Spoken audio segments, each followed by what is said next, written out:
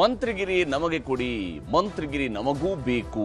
ಇದು ಸದ್ಯ ಕಾಂಗ್ರೆಸ್ನಲ್ಲಿ ಬರ್ತಾ ಇರುವಂತಹ ಮಾತುಗಳು. ಇದೇ ಕಾರಣಕ್ಕಾಗಿ ಹೋರಾಟವನ್ನ ಮಾಡ್ತಾ ಇದ್ದಾರೆ ಅವರ ಬೆಂಬಲಿಗರು. ಶಾಸಕರ ಪರವಾಗಿ ಅವರ ಬೆಂಬಲಿಗರು ಹೋರಾಟವನ್ನು ನಡೆಸ್ತಾ ಇದ್ದಾರೆ. ಬೆಂಬಲಿಗರು ನಡೆಸುವಂತಹ ಹೋರಾಟದಲ್ಲಿ ಶಾಸಕರ ಪ್ರಭಾವ ಇಲ್ಲ ಅಂತ ಹೇಳಕ್ಕಾಗೋದಿಲ್ಲ, ಅಥವಾ ಶಾಸಕರು ಬಯಸದೇ ಈ ರೀತಿಯ ಹೋರಾಟಗಳು ನಡೆಯೋದಕ್ಕೆ ಸಾಧ್ಯ ಇಲ್ಲ. ಅಂಥದ್ದೊಂದು ಹೋರಾಟವನ್ನ ಆ ಒಂದು ಸ್ಟೇಜ್ ಮ್ಯಾನೇಜ್ಮೆಂಟ್ ಈಗ ನಡೀತಾ ಇದೆ. ಕಾಂಗ್ರೆಸ್ಸಲ್ಲಿ ಬಹಳ ದೊಡ್ಡ ಮಟ್ಟದಲ್ಲಿ ನಡೀತಾ ಇರುವಂಥದ್ದು ಗೋಚರಿಸ್ತದೆ ಒಂದು ಕಡೆಯಲ್ಲಿ. ಮತ್ತೊಂದು ಕಡೆಯಲ್ಲಿ ಖಾತೆ ಬದಲಾವಣೆ, ಖಾತೆಯ ಇಂಥದ್ದೇ ಖಾತೆ ಬೇಕು ಅನ್ನುವಂಥದ್ರ ಬಗ್ಗೆಯೂ ಕೂಡ ಇರುವ ಮುನಿಸು ಇನ್ನೂ ತಣ್ಣಗಾಕಿಲ್ಲ. ಕೆಲವರು ಅಧಿಕಾರವನ್ನು ಇದುವರೆಗೂ ಸ್ವೀಕರಿಸಲೇ ಇಲ್ಲ. ಸರ್ಕಾರ ರಚನೆಯಾಗಿ ಇವತ್ತಿಗೆ 10 ದಿನ ಆಯಿತು. ಈ 10 ದಿನದ ಅವಧಿಯನ್ನು ನೋಡಿದಾಗ ಏನು ನಡೀತಾ ಇದೆ ಸರ್ಕಾರದಲ್ಲಿ ಅನ್ನೋ ನೋಡಿದಾಗ, ಒಂದು ಕಡೆಯಲ್ಲಿ ಸರ್ಕಾರ ಅತ್ಯಂತ ಮಹತ್ವದ ಘೋಷಣೆಗಳನ್ನು ಈ ತಿಂಗಳ 3ನೇ ತಾರೀಕಿನಂದು ಮಾಡಿತ್ತು. 4ನೇ ತಾರೀಕಿನಂದು ಅದಕ್ಕೆ ಅಡಿಷನಲ್ ಆದಂತಹ ಮತ್ತಷ್ಟು ಘೋಷಣೆಗಳನ್ನು ಮುಖ್ಯಮಂತ್ರಿಯವರು ಮಾಡಿದ್ರು. ಆದರೆ ಅದಾದ ಮೇಲೆ ಈ ಸರ್ಕಾರದಲ್ಲಿ ಚರ್ಚೆ ಆಗ್ತಾ ಇರುವಂಥದ್ದು ಅವರು ಘೋಷಣೆ ಮಾಡಿರ್ತಕ್ಕಂತಹ ಕೆಲಸ ಹೇಗೆ ಕಾರ್ಯರೂಪಕ್ಕೆ ಬಂತು ಅಂತೇಳಿ ಅಲ್ಲ, ಬದಲಿಗೆ ಮಂತ್ರಿಮಂಡಲದ ವಿಸ್ತರಣೆ ಅಥವಾ ಮಂತ್ರಿಗಳಿಗೆ ಸಿಕ್ಕಿರುವ ಖಾತೆಯ ಬದಲಾವಣೆ, ಇವುಗಳೇ ಬಹಳ ದೊಡ್ಡ ಚರ್ಚೆಗೆ ಗ್ರಾಸವಾಗ್ತವೆ. ಖಾತೆ ಬದಲಾವಣೆ ಮತ್ತು ಖಾತೆ ಬೇಡಿಕೆ, ಹಾಗೆಯೇ ಖಾತೆಯ ಮೇಲೆ ಕಣ್ಣಿಟ್ಟು ಕುಳಿತಿರುವಂತಹ ನಾಯಕರು. ಇದರಿಂದಾಗಿ ಕಾಂಗ್ರೆಸ್ನಲ್ಲಿ ಗೊಂದಲ ಇನ್ನೂ ಕೂಡ ಮುಂದುವರೆದಿದೆ. ಅಷ್ಟು ಸುಲಭವಾಗಿ ಇದು ಬಗೆಹರಿತಾ ಇಲ್ಲ. ದೆಹಲಿಯಲ್ಲಿ ಸರ್ಕಸ್ ನಡೀತಾ ಇದೆ, ಬೆಂಗಳೂರಿನಲ್ಲಿ ಪ್ರೊಟೆಸ್ಟ್ಗಳು ನಡೀತಾ ಇದ್ದಾವೆ. ಬೆಂಗಳೂರಿನಲ್ಲಿ ಹೋರಾಟ, ಅಲ್ಲಿ ಸರ್ಕಸ್. 2ನೇ ಲಿಸ್ಟ್ನಲ್ಲಿ ತಯಾರು ಮಾಡುವಂತಹ ಹೊತ್ತಲ್ಲಿನೇ ಅಭಿಮಾನಿಗಳು ಈಗ ಕಿಚ್ಚು ಹಚ್ಚೋದಿಕ್ಕೆ ಶುರು ಮಾಡಿದ್ದಾರೆ. ಅವರ ಅಭಿಮಾನಿಗಳು, ಇವರು ಮಂತ್ರಿ ಆಗಲೇಬೇಕು, ಇವರು ಮಂತ್ರಿ ಆದ್ರಷ್ಟೇ ನಾವು ಓಟ್ ಹಾಕೋದು, ಮುಂದೆ ಇಲ್ಲದೆ ಹೋದರೆ ನಾವು ಓಟ್ ಹಾಕೋದಿಲ್ಲ ಅಂಥೇಳಿ ವ್ಯಕ್ತಿಗತವಾಗಿ ಕೆಲವರ ಪರವಾಗಿ ನಿಂತಿರುವಂಥದ್ದು ಗೋಚರಿಸ್ತಾ ಇದೆ. ಈ ವ್ಯಕ್ತಿಗತವಾಗಿ ನಿಲ್ಲೋದರ ಹಿನ್ನೆಲೆ ಏನು ಅನ್ನುವಂತಹ ಪ್ರಶ್ನೆ ಅಥವಾ ಅನುಮಾನ ಸಹಜವಾಗಿಯೇ ಮೂಡುವಂಥದ್ದು. ಅಂಥದ್ದೊಂದು ಹೋರಾಟ ಬಹಳ ತೀವ್ರ ಸ್ವರೂಪವನ್ನು ಇವತ್ತು ಪಡ್ಕೊಂಡಿದೆ. ನಾನಾ ನಾಯಕರುಗಳು ನಾನಾ ರೀತಿಗಳಲ್ಲಿ ಹೋರಾಟವನ್ನು ನಡೆಸ್ತಾ ಇದ್ದಾರೆ. ಮತ್ತು ಪ್ರತಿ ನಾಯಕರು ಕೂಡ ನನಗೆ ಮಂತ್ರಿಗಿರಿ ಸಿಗದೆ ಹೋದರೆ ನಿಮ್ಮ ಪಕ್ಷಕ್ಕೆ ಮತ ಹಾಕಿಸೋದಿಲ್ಲ ಅನ್ನುವಂಥ ರೀತಿಯಲ್ಲಿ ತಮ್ಮನ್ನ ಪಕ್ಷಕ್ಕಿಂತಲೂ ಮೇಲಿನವರು ಅನ್ನುವ ರೀತಿಯಲ್ಲಿ ಬಿಂಬಿಸುವ ಪ್ರಯತ್ನ ಒಂದು ಇಲ್ಲಿ ಬಹಳ ದೊಡ್ಡದಾಗಿ ನಡೀತಿರುವಂತೆ ಕಾಣ್ತಾ ಇದೆ. ಏನೆಲ್ಲ ನಡೀತಿದೆ ಕಾಂಗ್ರೆಸ್ನ ಒಳಗಡೆ ಅನ್ನೋದನ್ನು ಗಮನಿಸೋಣ. ಬಹಳ ಮುಖ್ಯವಾಗಿ ಮಂತ್ರಿಗಿರಿಗೆ ಈಗ ಸಂಘರ್ಷದ ಹಾದಿಯನ್ನು ತುಳಿದಿದ್ದಾರೆ. ಖಾತೆ ಬದಲಾವಣೆಯನ್ನ ಪಟ್ಟು ಹಿಡಿದಿರುವಂತಹ ಸಚಿವರು ದೆಹಲಿಯಲ್ಲಿ ಠಿಕಾಣಿ ಹೂಡಿದ್ದಾರೆ. ಅವರಿನ್ನೂ ಕೂಡ ಬೆಂಗಳೂರು ಕಡೆಗೆ ಬರಲೇ ಇಲ್ಲ. ಬೆಂಗಳೂರು ನಗರಾಭಿವೃದ್ಧಿ ಸಚಿವರಾಗಬೇಕು ಅಂತೇಳಿ ಕುಳಿತಿರುವಂತವರು, ಬೆಂಗಳೂರು ನಗರಾಭಿವೃದ್ಧಿ ಖಾತೆಯಲ್ಲಿ ನನಗೆ BDA ಮತ್ತು BMRDA ಸಿಕ್ಕರೆ ಅಷ್ಟೇ ತಗೊಳ್ತೀನಿ ಅಂತೇಳಿ ಕುಳಿತಂಥವ್ರು ಇನ್ನೂ ಕೂಡ ಬೆಂಗಳೂರು ಕಡೆಗೆ ಬರಲಿಲ್ಲ. ಅವರು ದೆಹಲಿಯಲ್ಲಿ ಠಿಕಾಣಿ ಹೂಡಿದ್ದಾರೆ. ಮಂತ್ರಿಗಿರಿಗಾಗಿ ಲಾಬಿ ಮಾಡ್ತಾ ಇರುವಂತಹ ಶಾಸಕರು ಕೂಡ ದೆಹಲಿಗೆ ಶಿಫ್ಟ್ ಆಗ್ತಾ ಇದ್ದಾರೆ. ಒಬ್ಬರಾದ ಮೇಲೆ ಒಬ್ರು ಹೋಗ್ತಾ ಇದ್ದಾರೆ, ದೆಹಲಿಗೆ ಹೋಗ್ತಾ ಇದ್ದಾರೆ. ಹೈಕಮಾಂಡ್ ನಾಯಕರುಗಳ ಮನೆ ಬಾಗಿಲಿಗೆ ಬಡಿತಾ ಇದ್ದಾರೆ, ನಮಗೂ ಮಂತ್ರಿಗಿರಿ ಕೊಡಿ ಅಂತ ಕೇಳ್ತಾ ಇದ್ದಾರೆ. ಪಕ್ಷ ಯಾವ ತೀರ್ಮಾನ ಕೈಗೊಳ್ಳುತ್ತೆ ಅದಕ್ಕೆ ನಾವು ಬದ್ಧ, ಹೈಕಮಾಂಡ್ ಏನು ಹೇಳುತ್ತೆ ಅದಕ್ಕೆ ನಾವು ಬದ್ಧ ಅಂತ ಹೇಳುವಂತಹ ಅವರು ಈಗ ಹೈಕಮಾಂಡ್ ಮುಂದೆ ಸಾಲು ಸಾಲು ಬೇಡಿಕೆಗಳ ಲಿಸ್ಟ್ ಅನ್ನು ಹಿಡ್ಕೊಂಡು ನಿಂತಿದ್ದಾರೆ. ನಮ್ಗಿದಾಗಬೇಕು, ನಮ್ದಿದಾಗಬೇಕು, ನಮ್ಮ ಈ ಕೆಲಸ ಆಗಬೇಕು ಅಂತ ಕೇಳ್ತಾ ಇದ್ದಾರೆ. ನಮ್ಮನ್ನು ಮಂತ್ರಿ ಮಾಡಿ, ನಮ್ಗೆ ಇದೇ ಖಾತೆ ಬೇಕು ಅಂತ ಕೇಳ್ತಾ ಇದ್ದಾರೆ. ಬಿಕ್ಕಟ್ಟಿನ ಬಗ್ಗೆ ಹೈಕಮಾಂಡ್ ಜೊತೆಗೆ ಈಗ CM DK ಶಿವಕುಮಾರ್ ಅವರು ಕೂಡ ಚರ್ಚೆಯನ್ನು ನಡೆಸ್ತಾ ಇದ್ದಾರೆ. ಬಿಕ್ಕಟ್ಟಿನ ಬಗ್ಗೆ ಅವರು ಹೈಕಮಾಂಡ್ ಜೊತೆಯೂ ಚರ್ಚೆ ನಡೆಸ್ತಾ ಇದ್ದಾರೆ. ಹೇಗೆ ಇವೆಲ್ಲವನ್ನು ಕೂಡ ಪರಿಹರಿಸಿಕೊಳ್ಬೇಕು ಅನ್ನೋದು ಶಿವಕುಮಾರ್ ಅವರಿಗಿರುವಂತಹ ಮೊದಲ ಆದ್ಯತೆ, ಪ್ರಾಥಮಿಕ ಆದ್ಯತೆ. ತನ್ನ ಸರ್ಕಾರವನ್ನ ಸರಿಯಾದಂತಹ ಟ್ರ್ಯಾಕ್ನಲ್ಲಿ ದೂಡ್ಕೊಂಡು ಹೋಗೋದು.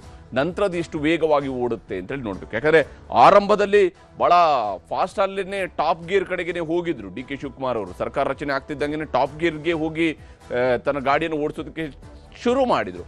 ಆದರೆ ಆ ಟಾಪ್ ಗೇರ್ನಲ್ಲಿ ಅವರು ಹೋಗೋಕ್ಕೆ ರೆಡಿ ಆದರೂ ಕೂಡ ಅವರ ಜೊತೆಗಿರುವಂಥವರು ಅದನ್ನು ಹಿಡಿದು ಎಳಿತಾ ಇದ್ದಾರಲ್ಲ, ಚೈನ್ ಹಿಡಿದು ಎಳೆದಂಗೆ ಎಳಿತಾ ಇದ್ದಾರಲ್ಲ. ಹೀಗಾಗಿ ಖಾತೆಗೂ ಮದ್ದರಿಬೇಕು. 2ನೇ ಲಿಸ್ಟ್ ತಯಾರಿಗೂ ಕೂಡ ಲೆಕ್ಕಾಚಾರಗಳು ನಡೀತಿದ್ದಾವೆ. ಎಲ್ಲ ನಿಟ್ಟಿನಲ್ಲಿ ಶಿವಕುಮಾರ್ ಅವರು ಇವೆಲ್ಲವನ್ನು ಹೇಗೆ ಬಗೆಹರಿಸ್ಕೊಂಡು ಬರ್ತಾರೆ ಅಂತ ನಾವು ನೋಡಬೇಕು. ಅವರು ದೆಹಲಿಯಿಂದ ಬೆಂಗಳೂರಿಗೆ ವಾಪಸ್ ಆಗುವಾಗ ಪ್ರಾದೇಶಿಕತೆ, ಸಮುದಾಯ, ಹಿರಿತನ, ಪಕ್ಷನಿಷ್ಠೆ ಇವುಗಳ ಆಧಾರದ ಮೇಲೆ ಬೇಡಿಕೆಗಳ ಪಟ್ಟಿ ಈಗ ಬೆಳೀತಾ ಇರುವಂಥದ್ದು.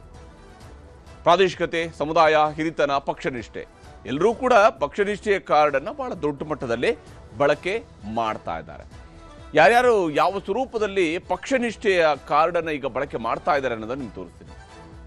ಸರಿ, ಗೆದ್ದಂಥ ಶಾಸಕರು ಸಹ ಈಗಾಗಲೇ ಅನೇಕ ಸರಿ ನಾವು ಕೇಂದ್ರ ವರಿಷ್ಠತ್ರ ನಾವೆಲ್ಲ ಮನವಿ ಮಾಡ್ಕೊಂಡಿದ್ವಿ, ನಮ್ಮ ಎಲ್ಲ ನಾಯಕರುಗಳು. ಅದರಂತೆ ಹೊಸಬರಿಗೆ ಅವಕಾಶ ಕೊಟ್ಟರೆ ನಮಗೆ ಸಹ ಅದರಲ್ಲಿ ನಮಗೆ ಅವಕಾಶ ಕೊಟ್ಟರೆ ನಾನು ಸಹ ಸಚಿವನಾಗಲಿಕ್ಕೆ ಮನವಿ ಮಾಡಿದ್ದೇವೆ. ನನಗೆ 2019ರಲ್ಲಿ ಬಿಜೆಪಿಯಿಂದ ಆಫರ್ ಬಂತು, ಪಕ್ಷಕ್ಕೆ ಬನ್ನಿ ನಿಮಗೆ ಮಂತ್ರಿ ಮಾಡ್ತೀವಿ ಅಂತ. ಅವತ್ತು ಕೂಡ ನಾವೆಲ್ಲ ಯಾರೂ ಹೋಗಿಲ್ಲ. ಪಕ್ಷದಲ್ಲಿ ಒಂದು ನಿಷ್ಠಾವಂತನಾಗಿದ್ದೇನೆ, ಪಕ್ಷಕ್ಕಾಗಿ 30 ವರ್ಷ ದುಡಿದಿದ್ದೇನೆ. ಹಂಗಾಗಿ ನಾವು ಕೂಲಿ ಕೇಳೋದು ತಪ್ಪಿಲ್ವಲ್ಲ, ಹಾಗಾಗಿ ಕೊಡಬೇಕು ಅಂತ ಒತ್ತಾಯ ಮಾಡ್ತೀವಿ. ವಿಶೇಷವಾಗಿ ಎಲ್ಲ ರೀತಿಯಲ್ಲೂ ಕೂಡ ಒಂದು ರೀತಿಯಲ್ಲಿ ಎಲ್ಲೋ ಒಂದು ಕಡೆ ಅನ್ಯಾಯ ಆಗ್ತದೆ ಅನ್ನುವಂಥದ್ದು ಪ್ರತಿ ಹಂತದಲ್ಲಿ ಕೂಡ ನಾವು ನೋಡ್ತೀವಿ. ಪ್ರತಿ ವಿಧಾನಸೌಧ ಇವು ಸೆಷನ್ಸ್ ನಡೆದಾಗ ಕೂಡ ನಮ್ಮ ಆ ಒಂದು ಬೇಡಿಕೆಯನ್ನು ಇಟ್ಟಿರ್ತೀವಿ. ಆ ನಿಟ್ಟಿನಲ್ಲಿ ಅವೆಲ್ಲ ನೆರವೇರಿಸಬೇಕಾದ್ರೆ, ಕೆಲವು ಏನು ಸಮಸ್ಯೆಗಳನ್ನು ಎದುರಿಸಬೇಕಾದ್ರೆ ಬಹುಶಃ ಆ ಭಾಗಕ್ಕೂ ಕೂಡ ಪ್ರಾಮುಖ್ಯತೆ ಕೊಡಬೇಕು ಅನ್ನುವಂಥದ್ದು. ನಮಗೆ ದೇವರಾದಂತ ಸನ್ಮಾನ್ಯ ಸಿದ್ದರಾಮಯ್ಯ ಸಾಹೇಬ್ರವರು ಅವ್ರಿಗೆ ಎಲ್ಲ ಮನವರಿಕೆ ಇದೆ, ಸೂಕ್ತ ಸಂದರ್ಭದಲ್ಲಿ ಸೂಕ್ತ ತೀರ್ಮಾನವನ್ನು ತೆಗೆದುಕೊಳ್ತಾರೆ ಅಂತಕ್ಕಂಥ ಮಾತು ಹೇಳಲಿಕ್ಕೆ ಬಯಸ್ತಾ ಇದ್ದಾರೆ. ಹೀಗೆ ಒಬ್ಬೊಬ್ರು ಒಂದೊಂದು ಕಾರ್ಡ್ಗಳನ್ನ ಬಳಕೆ ಮಾಡ್ತಾರೆ. ಒಬ್ರು ಉತ್ತರ ಕರ್ನಾಟಕ ನ್ಯಾಯ, ಮತ್ತೊಬ್ರು ಪಕ್ಷ ನಿಷ್ಠೆ, ಮತ್ತೊಬ್ರು ಹೊಸಬರಿಗೆ, ಮತ್ತೊಬ್ರು ಸಿದ್ದರಾಮಯ್ಯನವರ ಮೇಲಿನ ಪ್ರೀತಿ ಅಥವಾ ಅವರ ಮೇಲಿನ ಭಕ್ತಿ, ಇವುಗಳನ್ನು ಪ್ರದರ್ಶಿಸ್ತಾ ಇದ್ದಾರೆ. ಇದರ ನಡುವೆ ಬೆಳಗಾವಿಯ ಬೇಗುದಿಯೂ ಕೂಡ ಇದೆ. ಇಲ್ಲಿ ಯಾರನ್ನ ಈ ಮೂವರು ಇಲ್ಲಿ ಪ್ರಬಲ ಆಕಾಂಕ್ಷಿಗಳಿರುವಂಥದ್ದು. ಇವರು ಮಾತ್ರನೇ ಅಲ್ಲ, ಇವರಲ್ಲದೇನೆ ಪ್ರಕಾಶ್ ಹುಕ್ಕೇರಿ ಮತ್ತು ಗಣೇಶ್ ಹುಕ್ಕೇರಿ ಅವರಿದ್ದಾರೆ, ತಂದೆ ಮಗ. ಅವರಿಬ್ಬರಲ್ಲಿ ಯಾರನ್ನ ಮಂತ್ರಿ ಮಾಡ್ತಾರೆ ಅನ್ನುವಂಥದ್ರ ಬಗ್ಗೆಯೂ ಕೂಡ ಪ್ರಶ್ನೆಗಳಿದ್ದಾವೆ. ಪ್ರಕಾಶ್ ಹುಕ್ಕೇರಿ, ಗಣೇಶ್ ಹುಕ್ಕೇರಿ ಅವರು ತಮ್ಮದೇ ಆದಂತಹ ರೀತಿಯಲ್ಲಿ ಪ್ರಯತ್ನ ಮಾಡ್ತಾ ಇದ್ದಾರೆ. ಆದರೆ ಈ ಮೂವರು ಇದ್ದಾರಲ್ಲ, ಇವರು ನಡೆಸ್ತಾ ಇರುವಂತಹ ಪ್ರಯತ್ನ ಸ್ವಲ್ಪ ವಿಭಿನ್ನವಾಗಿದೆ. ಮಂತ್ರಿಗಿರಿಗಾಗಿ ಬೆಳಗಾವಿ ಜಿಲ್ಲೆಯ 3-4 ಶಾಸಕರಿಂದ ಲಾಬಿಗಳು ನಡೀತಾ ಇದ್ದಾವೆ. ಈಗಾಗಲೇ ಪ್ರಕಾಶ್ ಹುಕ್ಕೇರಿ ಅವರು ಕೂಡ ದೆಹಲಿಯಲ್ಲಿ ಆ ಪ್ರಯತ್ನವನ್ನು ಮಾಡ್ತಾ ಇದ್ದಾರೆ. ಇಲ್ಲಿ ಸಿದ್ದರಾಮಯ್ಯನವರ ದೆಹಲಿಗೆ ಹೋದಾಗ್ಲೂ, ಬೆಂಗಳೂರಲ್ಲಿದ್ದಾಗಲೂ, ಕ್ಯಾಬಿನೆಟ್ಗೆ ಬಂದಾಗ್ಲೂ ಅಥವಾ ಬೇರೆ ಯಾವುದೇ ಸಂದರ್ಭದಲ್ಲಿ ಓಡಾಡುವಾಗಲೂ ಅವರ ಹಿಂದೆ ನೆರಳಿನ ರೀತಿಯಲ್ಲಿ ಕಾಣಿಸ್ಕೊಳ್ತಾ ಇದ್ದಂಥ ಒಬ್ಬ ವ್ಯಕ್ತಿ ಅಂತ ಹೇಳಿದ್ರೆ ಅದು ಅಶೋಕ್ ಪಟ್ಟಣ್. ಹೀಗಾಗಿ ಅತ್ಯಂತ ಅಶೋಕ್ ಪಟ್ಟಣ್ ಅವರಿಗೆ ಮಂತ್ರಿ ಮಾಡಬೇಕು ಅನ್ನುವಂತಹ ಸಲಹೆಯನ್ನು ಸಿದ್ದರಾಮಯ್ಯನವರು ಡಿ ಕೆ ಶಿವಕುಮಾರ್ ಅವರಿಗೆ ಕೊಟ್ಟಿದ್ದಾರಂತೆ, ಇವ್ರನ್ನು ಮಂತ್ರಿ ಮಾಡಿ ಅಂತೇಳಿ. ಹಾಗೆ ನೋಡಿದ್ರೆ ಅಶೋಕ್ ಪಟ್ಟಣ್ ಅವರು ಡಿ ಕೆ ಶಿವಕುಮಾರ್ ಅವ್ರಿಗೂ ಕೂಡ ಪರಮಾಪ್ತನೇ.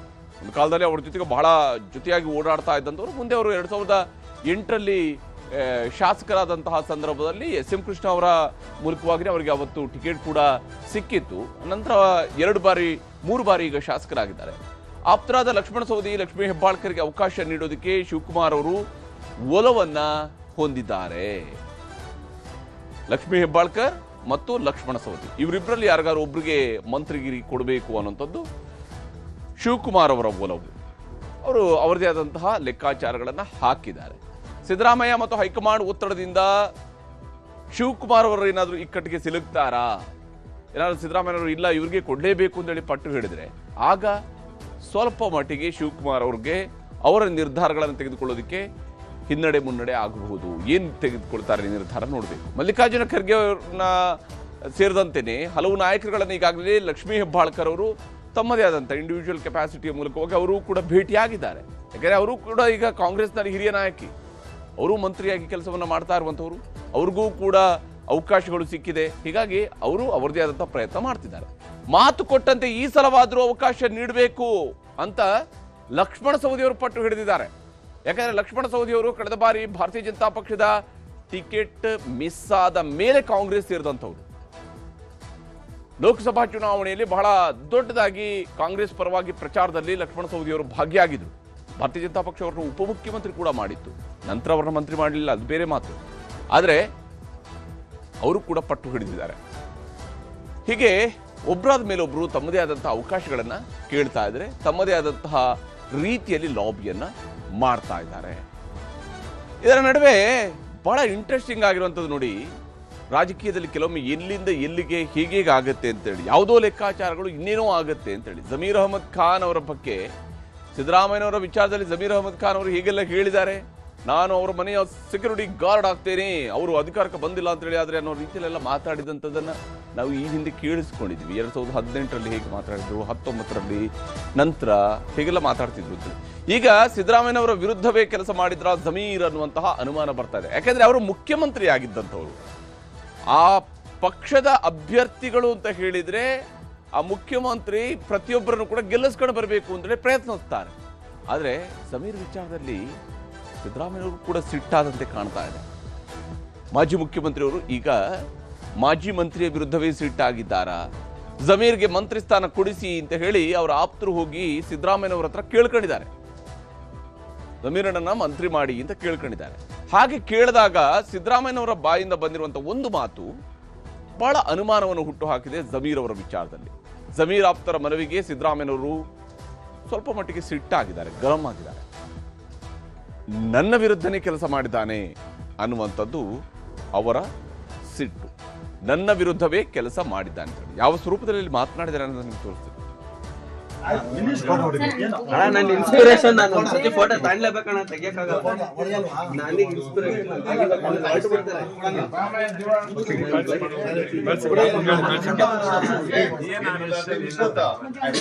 ನೀವು ಅವರ ಪರಮಾತ್ಮ ಇಲ್ಲ, ಅದು ಮಾಡಂಗಿಲ್ಲ.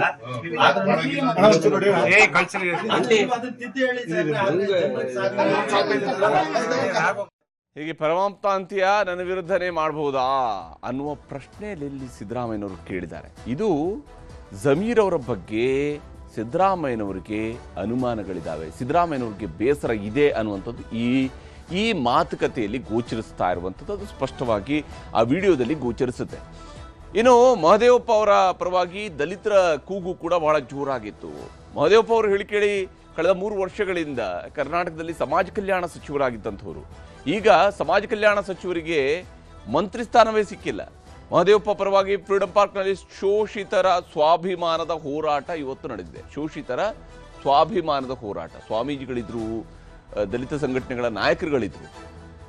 ದಲಿತರಿಂದಲೇ ಈ ಸರ್ಕಾರ ಬಂದಿದೆ, ದಲಿತರನ್ನ ಈಗ ಕಡೆಗಣನೆ ಮಾಡ್ತಾ ಇದ್ದಾರೆ ಅನ್ನುವಂಥದ್ದು ದಲಿತ ಸಮುದಾಯದ ನಾಯಕರುಗಳು ಹೇಳ್ತಾ ಇರುವಂತಹ ಮಾತು. 3 ದಲಿತ ಮಂತ್ರಿಗಳಾದರೂ ಕೂಡ ದಲಿತ ಸಮುದಾಯಕ್ಕೆ ಅನ್ಯಾಯ ಆಗಿದೆ ಅಂತ ಹೇಳ್ತಾ ಇದ್ರೆ, ಒಬ್ರು ದಲಿತರೊಬ್ಬರನ್ನ ಉಪಮುಖ್ಯಮಂತ್ರಿ ಮಾಡಿದ ನಂತರವೂ ಕೂಡ ಈ ಆರೋಪ ಬರ್ತಾ ಇದೆ. ಸರ್ಕಾರದಿಂದ ಕಡೆಗಣನೆ ಆಗಿದೆ, ಒಳ ಮೀಸಲಾತಿಯಲ್ಲೂ ಕೂಡ ಮೋಸ ಆಗಿದೆ ಅನ್ನುವಂತಹ ಅಭಿಪ್ರಾಯವನ್ನ ವ್ಯಕ್ತಪಡಿಸಲಾಗಿದೆ. ಹಾಗೆಯೇ ದಲಿತರ ಅಸ್ತಿತ್ವಕ್ಕಾಗಿ ಈ ಹೋರಾಟ ಅನ್ನುವಂಥದ್ದನ್ನ ಬಿಂಬಿಸಲಾಗಿದೆ. ಅಂದರೆ ವ್ಯಕ್ತಿಗಾಗಿ ಅಲ್ಲ, ಇದು ಅಸ್ತಿತ್ವಕ್ಕಾಗಿ ಅಂತೇಳಿ. ಆದರೆ ಹೆಚ್ಚಿನವರ ಕೈಯಲ್ಲಿದ್ದಂತಹ ಪ್ಲಕಾರ್ಡ್ಗಳಲ್ಲಿ ಕಾಣಿಸ್ತಾ ಇದ್ದಿದ್ದು ಒಬ್ಬ ದಲಿತ ನಾಯಕನ ಫೋಟೋ ಮಾತ್ರ. ಉಳಿದ ದಲಿತ ನಾಯಕರುಗಳ ಪರವಾಗಿ ಈಗ ಪ್ರಸಾದ್ ಅಬ್ಬಯ್ಯ ಅವರಿದ್ರು, ಅಥವಾ ಬಂಗಾರಪೇಟೆ ನಾರಾಯಣ ಸ್ವಾಮಿ ಅವರಿದ್ರು, ಈಚೆಗೆ ಬೇರೆ ಬೇರೆ ನಾಯಕರುಗಳು ಇದ್ದಾರೆ. ಆದರೆ ಅವರುಗಳ ಫೋಟೋ ಬದಲಿಗೆ ಮಹದೇವಪ್ಪ ಅವರನ್ನು ಮಾತ್ರ ಸೇರಿಸಿಕೊಳ್ಳಲಾಗಿದೆ. ಮಹದೇವಪ್ಪ ಸೇರಿಸಿಕೊಳ್ಳದೆ ದಲಿತರಿಗೆ ದ್ರೋಹ ಮಾಡಿದ್ದಾರೆ ಅಂತ ಹೇಳ್ತಾರೆ. ಅಂದರೆ ಇದು ಏಕ ವ್ಯಕ್ತಿಯ ವಿಚಾರದಲ್ಲಿ ಇರುವಂತಹ ದ್ರೋಹ ಅನ್ನುವಂಥದ್ದು ಅಲ್ಲಿ ಗೋಚರಿಸ್ತಾ ಇದೆ. ಜಗಜ್ಜೀವನ್ ರಾಮ್, ಶ್ರೀನಿವಾಸ್ ಪ್ರಸಾದ್, KH ರಂಗನಾಥ್, ಮಲ್ಲಿಕಾರ್ಜುನ ಖರ್ಗೆ ಅವರಿಗೂ ಕೂಡ ಕಾಂಗ್ರೆಸ್ ಕಾಲಕ್ಕೆ ತಕ್ಕಂತೆ ಮೋಸಗಳನ್ನು ಮಾಡ್ತಾ ಬಂದಿದೆ ಅನ್ನುವಂತಹ ಆಪಾದನೆಯನ್ನು ಕೂಡ ಮಾಡಲಾಗಿದೆ. ಹಾಗೆಯೇ ಮಂತ್ರಿ ಸ್ಥಾನ ಕೊಡದೇ ಇದ್ರೆ ರಕ್ತ ಕ್ರಾಂತಿ ಆಗತ್ತೆ ಅಂತ ಹೇಳಿ, ಮಂತ್ರಿ ಸ್ಥಾನ ಯಾರಿಗೆ, ಮಹದೇವಪ್ಪ ಅವರಿಗೆ ಮಂತ್ರಿ ಸ್ಥಾನ ಕೊಡದೇ ಇದ್ರೆ ರಕ್ತ ಕ್ರಾಂತಿ ಆಗತ್ತೆ ಅನ್ನುವಂಥದ್ದನ್ನ ಹೇಳ್ತಾ ಇದ್ದಾರೆ. ಸರ್ಕಾರ ಸುಸೂತ್ರವಾಗಿರಬೇಕು ಅಂತ ಹೇಳಿದ್ರೆ ಮಹದೇವಪ್ಪ ಅವರನ್ನ ಮಂತ್ರಿ ಮಾಡಲೇಬೇಕು ಅನ್ನುವಂಥದ್ದು ಈಗ ದಲಿತ ಸಮುದಾಯದವರ ಒತ್ತಾಯ. ದಲಿತರ ವೋಟ್ ಪಡೆದು ನಮಗೀಗ ಅನ್ಯಾಯ ಮಾಡಲಾಗಿದೆ ಅನ್ನುವಂಥದ್ದನ್ನ ಹೇಳ್ತಾ ಇದ್ದಾರೆ. ಹೈಕಮಾಂಡ್ ಗಮನ ಹರಿಸಬೇಕು, ಮಂತ್ರಿಗಿರಿ ಕೊಡಲೇಬೇಕು ಅನ್ನುವಂತಹ ಕೂಗನ್ನ ದಲಿತ ಸಂಘಟನೆಗಳ ಮುಖಂಡರುಗಳು ಎತ್ತಿದ್ದಾರೆ. ಮಂತ್ರಿ ಸ್ಥಾನವಷ್ಟೇ ಅಲ್ಲ, ಮುಖ್ಯಮಂತ್ರಿ ಕೂಡ ಮಾಡಿ, ಅವ್ರನ್ನ ಕೇವಲ ಮಂತ್ರಿ ಮಾಡೋದಲ್ಲ, ಮುಖ್ಯಮಂತ್ರಿ ಕೂಡ ಮಾಡಬಹುದು ಅನ್ನುವಂಥ ಆಗ್ರಹವನ್ನು ಕೂಡ ಮಾಡಲಾಗಿದೆ. ಈ ಮೂಲಕ ಮಹದೇವಪ್ಪ ಪರವಾದಂತಹ ಒಂದು ಹೋರಾಟ ನಡೆದಿದೆ. ಈ ಹೋರಾಟದ ವೇದಿಕೆಯಲ್ಲಿ ದಲಿತ ನಾಯಕರುಗಳು ಮತ್ತು ಸ್ವಾಮೀಜಿಯವರ ಮಾತು ಹೇಗಿತ್ತು ಅನ್ನೋದನ್ನು ನಿಮ್ಗೆ ತೋರಿಸ್ತೀನಿ. ಡಾಕ್ಟರ್ ಸಿ ಮಹದೇವಪ್ಪನವರು ದಲಿತ ಚಳವಳಿಯ ಮೂಲ ಸಲಹೆ, ದಲಿತ ಚಳವಳಿಯ ಪ್ರವರ್ತಕರು. ನಾವೆಲ್ಲ ಮುಖಂಡರು ಕೂಡ ಡಾಕ್ಟರ್ ಸಿ ಮಹದೇವಪ್ಪನವರ ಬೆನ್ನಿಗೆ ಎತ್ತಬೇಕಾಗಿಲ್ಲ. ಮಹದೇವಪ್ಪನವರು ಏನಾದ್ರೂ ಮಂತ್ರಿ, ಪ್ರಧಾನಮಂತ್ರಿನ ಸಮಾಜ ಖಾತೆಯನ್ನ ಕೊಟ್ಟು ಮತ್ತೊಂದು ಖಾತೆಯನ್ನ ಕೊಡದವರೆ ರಾಜ್ಯದಲ್ಲಿ ರಕ್ತ ಕ್ರಾಂತಿ ಆಗ್ತದೆ ಅನ್ನೋ ಮಾತನ್ನ ಈ ಮೂಲಕ ಸರ್ಕಾರಕ್ಕೆ ಕೊಡಕ್ಕೆ ಇಷ್ಟಪಡ್ತೀನಿ. ನಾನು ಈ ಮೂಲಕ ಸಿದ್ದರಾಮಯ್ಯ ಒಂದು ಸವಾಲು ಹಾಕ್ತೀನಿ. ನೀವು ನಿಜವಾಗ್ಲೂ ಮಹದೇವಪ್ಪ ಅವರ ಹಿತೈಷಿನೇ ಆಗಿದ್ರೆ ನಿಮ್ಮ ಮಗ ಯತೀಂದ್ರ ರಾಜೀನಾಮೆ ಕೊಡಿಸಿ ಮಹದೇವಪ್ಪ ಅವರನ್ನ ಮಂತ್ರಿ ಮಾಡಲು ಸೇರಿಸ್ಕೊಳ್ಳಿ. ಯಾರೇ ಮುಖ್ಯಮಂತ್ರಿ ಬರಲಿ ಸಮಾಜ ಕಲ್ಯಾಣ ಖಾತೆ ಕೊಡೋದು 49,000 ಕೋಟಿ ಅಂತ ಹೇಳೋದು, ಆಗ್ಲೇ 25 ಕೋಟಿ ರಯ್ಯ. ನಿಮ್ ಬ್ರಿಡ್ಜ್ಗೂ ನಮ್ ದುಡ್ಡು ಬೇಕು, ನಿಮ್ ಮೆಟ್ರೋಗೂ ನಮ್ ದುಡ್ಡು ಬೇಕು, ನಿಮ್ ಸೇತುವೆ ಕಟ್ಟಕ್ಕೂ ನಮ್ ದುಡ್ಡು ಬೇಕು. ನಮ್ ದುಡ್ಡನ್ನ ಎತ್ಕೊಂಡ್ಬಿಟ್ಟು ನೀವು ಗ್ಯಾರಂಟಿಗೆ ಮಹದೇವಪ್ಪ ಸಮರ್ಥ ಅಲ್ಲ. ಎಂತ ದುಷ್ಟರು ನೀವು, ಎಂತ ನೀಚರು ನೀವು, ಎಂತ ಭ್ರಷ್ಟರು ನೀವು. ಸರ್ಕಾರನೇನ್ರಿ ನಿಮ್ದು? ದಲಿತರ ಹಣವನ್ನ ಇಟ್ಬಿಟ್ಟು ದಲಿತರಿಗೆ ದ್ರೋಹ ಬಗೆಯೋದು ದಲಿತರ ಕೈಯಿಂದಲೇ. ಹೀಗೆ ಮಹದೇವಪ್ಪ ಅವರ ಪರವಾಗಿ ತಮ್ಮ ವಿಶ್ವಾಸವನ್ನ ಇಲ್ಲಿ ದಲಿತ ನಾಯಕರುಗಳು ವ್ಯಕ್ತಪಡಿಸಿರುವಂಥದ್ದು ಸ್ಪಷ್ಟವಾಗಿ ಅವರ ಮಾತುಗಳಲ್ಲಿ ಗೋಚರಿಸ್ತಾ ಇತ್ತು. ಇನ್ನು ಇದರ ನಡುವೆನೇ ಸತೀಶ್ ಹಾಗೂ ಸಿದ್ದರಾಮಯ್ಯನವರ ನಡುವೆ ಮುನಿಸಿದೆ ಅನ್ನುವಂಥದ್ರ ಬಗ್ಗೆಯೂ ಕೂಡ ಚರ್ಚೆ ಆಗ್ತಾ ಇದೆ. ಬಹಳಷ್ಟು ಚರ್ಚೆಗಳು ಇದರ ಬಗ್ಗೆ ನಡೀತಾ ಇದೆ. ಹೊಸ ಸರ್ಕಾರದಲ್ಲಿ ದಲಿತರಿಗೆ ಸಿದ್ದು ಆಪ್ತರಿಗೆ ಸ್ಥಾನಮಾನ ಸಿಕ್ಕಿಲ್ಲ ಅನ್ನುವಂತಹ ವಿಚಾರ ಇದು ಕೂಡ ಚರ್ಚೆಯಲ್ಲಿರುವಂತಹ ಮತ್ತೊಂದು ಪ್ರಮುಖ ಅಂಶ. ಅದರಲ್ಲೂ ವಿಶೇಷವಾಗಿ DK ಸರ್ಕಾರ ರಚನೆಯ ಬಳಿಕ ಸಿದ್ದರಾಮಯ್ಯ ಮತ್ತು ಸತೀಶ್ ಜಾರಕಿಹೊಳಿ ಅವರ ಮಧ್ಯೆ ಮುನಿಸು ಏರ್ಪಟ್ಟಿದೆ, ಅವರಿಬ್ಬರ ನಡುವೆ ಮುನಿಸಿದೆ ಅನ್ನೋದರ ಬಗ್ಗೆಯೂ ಕೂಡ ಚರ್ಚೆಗಳಾಗ್ತಾ ಇದ್ದಾವೆ. ಆದರೆ ಅದನ್ನ ಕ್ಲಿಯರ್ ಮಾಡುವಂತಹ ಪ್ರಯತ್ನಕ್ಕೆ ಸತೀಶ್ ಅವರು ಮುಂದಾಗಿದ್ದಾರೆ. ಅಹಿಂದ ಮುನ್ನಡೆಸುವ ವಿಚಾರ, ಸಂಘಟನೆ, ಹೋರಾಟಕ್ಕೆ ಇದರಿಂದ ಹಿನ್ನಡೆಯಾಗುತ್ತಾ ಅನ್ನುವಂತಹ ಪ್ರಶ್ನೆಯೂ ಕೂಡ ಎದ್ದಿತ್ತು. ಆದರೆ ಸತೀಶ್ ಅವರು ಹೇಳ್ತಾರೆ, ನಮ್ಮ ನಡುವೆ ಅಂಥದ್ದೇನೂ ಇಲ್ಲ, ನಾವು ಇಬ್ಬರು ಆರಾಮಾಗಿದ್ದೀವಿ. ಚರ್ಚೆ, ಆರೋಪ, ಗುಮಾನ್ಗಳಿಗೆ ತೆರೆ ಎಳೆಯುವಂತಹ ಪ್ರಯತ್ನವನ್ನ ಸತೀಶ್ ಜಾರಕಿಹೊಳಿ ಅವರು ಮಾಡಿದ್ದಾರೆ. ಈ ರೀತಿಯಾದಂತಹ ಆರೋಪಗಳಿಗೆ ಅವರು ತೆರೆ ಎಳೆಯುವ ಪ್ರಯತ್ನ ಮಾಡಿದರೆ ಸಿದ್ದರಾಮಯ್ಯ ಅವರ ಜೊತೆಗೆ ಯಾವುದೇ ಮನಸ್ತಾಪ ಆಗಲಿ ಅಥವಾ ಭಿನ್ನಮತಗಳಾಗಲಿ ನನಗೆ ಇಲ್ಲ ಅನ್ನುವಂಥನ್ನು ಅವರು ಸ್ಪಷ್ಟವಾಗಿ ಹೇಳಿದ್ದಾರೆ. ಆ ಮೂಲಕ ನಾವು ಜೊತೆಯಲ್ಲೇ ಇದ್ದೀವಿ ಅನ್ನುವಂತಹ ಸಂದೇಶವನ್ನು ರವಾನಿಸಿದ್ದಾರೆ. ಮತ್ತು ಅಹಿಂದದ ನಾಯಕತ್ವದ ಬಗ್ಗೆಯೂ ಕೂಡ ಸತೀಶ್ ಅವರು ಮಾತನಾಡಿದ್ದಾರೆ. ಮುಂಚಿಂದ ಹೇಳತ್ತೀನಿ, ನಾವು ಡೇ ಒನ್ನಿಂದ ಹೇಳಿವಿ, ಅವರು ಹೇಳಿದ್ದಾರೆ, ಎಲ್ಲರೂ ಹೇಳ್ಯಾರ. ಇದರಲ್ಲಿ ಏನ ಪ್ರಶ್ನೆ ಬರೋದಿಲ್ಲ, ಇದು ಸಹಿ ಮಾಡಿಕೊಡುವಂಥ ಪ್ರಶ್ನೆ ಉದ್ಭವಿಸೋದಿಲ್ಲ.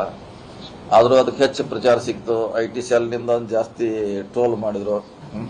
ಒಂದು ಪಕ್ಷದ IT ಸೆಲ್ನವರು ಅದನ್ನು ಜಾಸ್ತಿ ಯುಟಿಲೈಸ್ ಮಾಡ್ಕೊಂಡ್ರೆ ಅಷ್ಟೇ. ಒಂದು ವಾರ ನಾವು ಮುಂಚೆನೇ ಹೇಳಿದ್ದೀವಿ, ಮತ್ತೆ ಎಲ್ಲರೂ ಹೇಳಿದ್ರು, ಮನೆಗೆ ಅವರು ಅದನ್ನ ಹೇಳಿದ್ದಾರೆ. ಸೊ ಅದರಲ್ಲಿ ಯಾವುದೇ ನಿಜಾಂಶ ಇಲ್ಲ, ಸತ್ಯಾಂಶ ಕೂಡ ಇಲ್ಲ. ಯಾವುದಿದೆ ಅಂತ ಅದರಲ್ಲಿ ಪ್ರಶ್ನೆ ಇಲ್ಲ. ಅದನ್ನಂತೆ ಚರ್ಚೆ ಅನಾವಶ್ಯಕ. ಅವರು ಸಂಬಂಧ ನಮ್ಮ ಸಂಬಂಧ, ಸೊ ಅದಂತೆ ಪ್ರಶ್ನೆ ಅಂತ ಪ್ರಶ್ನೆ ಮಾಡೋದು ಉದ್ಭವಿಸೋದಿಲ್ಲ ಅಂತ ಹೇಳಿದ್ದಾರೆ. ಆಲ್ರೆಡಿ ಮುಂಚೆನೇ ಹೇಳಿದ್ದಾರೆ ಅವರು, ಇವತ್ತು ಅದನ್ನ ಹೇಳ್ತಾರೆ. ಪ್ರಶ್ನೆ ಇಲ್ಲ. ಅವ್ರು ನಾವು ಜೊತೆಯಲ್ಲಿದ್ದೀವಿ. ಇನ್ನು ಸಿದ್ದರಾಮಯ್ಯ ಅಂತಾರೆ, ಅವ್ರು ನಾವು ಜೊತೆಯಾಗಿ ಕೆಲಸ ಮಾಡಬೇಕಾಗ್ತೈತೆ. ಸೊ ಹೀಗಾಗಿ ಅವ್ರು ನಾವು ಜೊತೆ ಕರ್ನಾಟಕದಲ್ಲಿ ಮತ್ತೆ ಹಿಂದೆ ಕಟ್ಟುವಂಥ ಪ್ರಯತ್ನ ಮಾಡ್ತೀವಿ. ಹೀಗೆ ಪಕ್ಷದ ಒಳಗಡೆ ಬಹಳಷ್ಟು ವಿಚಾರಗಳು ನಡೆಸಿದ್ದಾವೆ. ಕಾಂಗ್ರೆಸ್ನಲ್ಲಿ ಮಂತ್ರಿಗಿರಿಯ ಸಂಘರ್ಷವೂ ಕೂಡ ತಾರಕಕ್ಕೇರಿದೆ. ಒಬ್ಬೊಬ್ಬ ನಾಯಕರುಗಳ ಪರವಾಗಿಯೂ ಕೂಡ ಅವರ ಅಭಿಮಾನಿಗಳು ಹೇಳ್ತಾರೆ, ಇವ್ರಿಗೆ ನೀವು ಕೊಟ್ಟಿಲ್ಲ ಅಂತ ಹೇಳಿದ್ರೆ ನಾವು ನಿಮ್ಮನ್ನು ಮುಂದೆ ಗೆಲ್ಲಕ್ಕೆ ಬಿಡೋದಿಲ್ಲ ಅಂತ ಹೇಳುವಂಥ ಸವಾಲುಗಳನ್ನು ಹಾಕ್ತಾ ಇದ್ದಾರೆ. ಇದು ಕಾಂಗ್ರೆಸ್ಗೆ ನಿಜಕ್ಕೂ ಕೂಡ ಇಕ್ಕಟ್ಟಿನ ಪರಿಸ್ಥಿತಿ. ಇದನ್ನು ಹೇಗೆ ಕಾಂಗ್ರೆಸ್ ನಾಯಕರುಗಳು ನಿಭಾಯಿಸ್ತಾರೆ ಅನ್ನೋದನ್ನು ಕುತೂಹಲದಿಂದ ನೋಡಬೇಕಾಗಿದೆ.